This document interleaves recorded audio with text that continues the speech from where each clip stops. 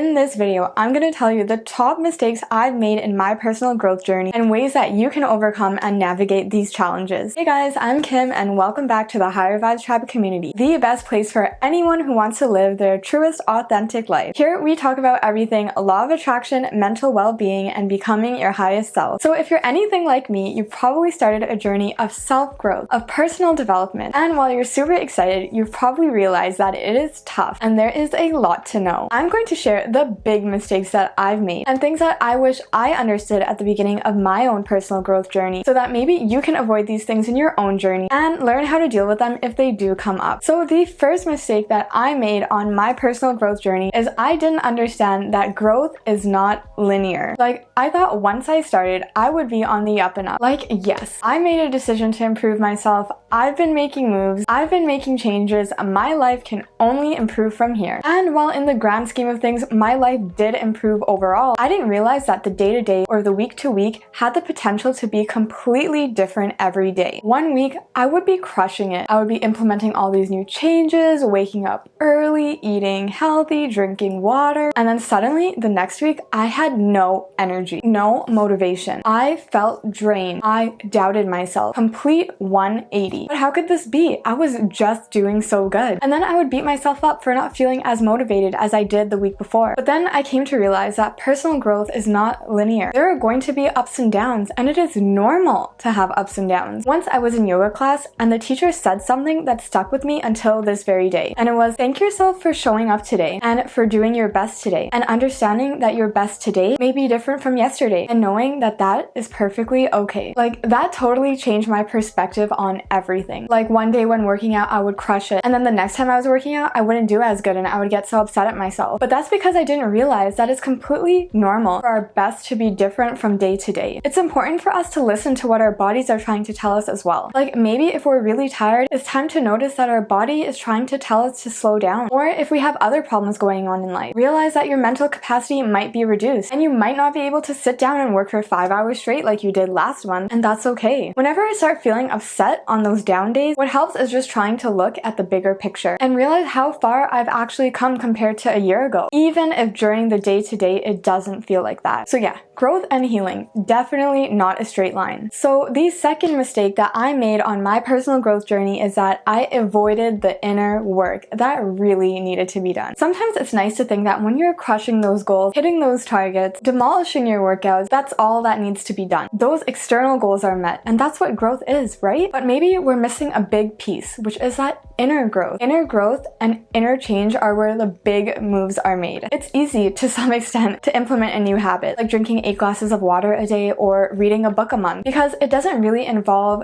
any emotional aspect. And I did feel accomplished when I could check those things off every day, but I was avoiding a major aspect of what personal growth really is. Sitting down and working through all that inner stuff we have going on. And there's nothing shameful about it. I don't think there's one person in this world that doesn't have something they need to work through. It could be negative thought patterns, anger issues, self-esteem issues, trauma, limiting beliefs, destructive habits, whatever it is. You're completely human for having these. We literally all do. They come from our upbringing, our biological makeup, our experiences, our background. The list goes on and on and on. But it really is important to start working through these things. If we only focus on hitting our external goals and metrics, they will eventually fade away. Or you might not be able to keep up those habits in a sustainable and healthy way. Or you may even be overworking yourself with these new habits to avoid what's actually going on the inside. And you cannot run from that forever. Like, what's the point of crushing all these external goals if you aren't feeling good on the inside? Some things you can do to start working on your inner self is self-reflection and journaling. Answering questions like, what is something I wish others understood about me? Or what do I want to say to the person who's hurt me the most? This is tough stuff, but it's a great starting point, and it's a nice way to ease into inner work at your own pace. When we work on the inner stuff, we start to create a healthier mindset. We can finally start to let go of things that have dragged us down for so long. We can start to feel genuinely happier and healthier, not ignoring our mental health to complete a goal and calling that happiness. It all starts from the inside out. That is where true growth happens. And by the way, guys, if you're enjoying this so far, I would really appreciate it if you could take a second to like, subscribe, and hit that bell notification. It would make sure that you never miss a video and would ensure that I can keep making videos for you guys. So the third mistake that I made on my personal growth journey is that I thought that I needed to do it all at once. If you're like me, once you get motivated about something, you are all in. Like for example, I'll say I need to clean out my closet and suddenly I'm cleaning my dresser and then under my bed and then the bathroom and then the hallway in the closet. Or you know that random urge you have to get your life together at 3 a.m.? Yeah,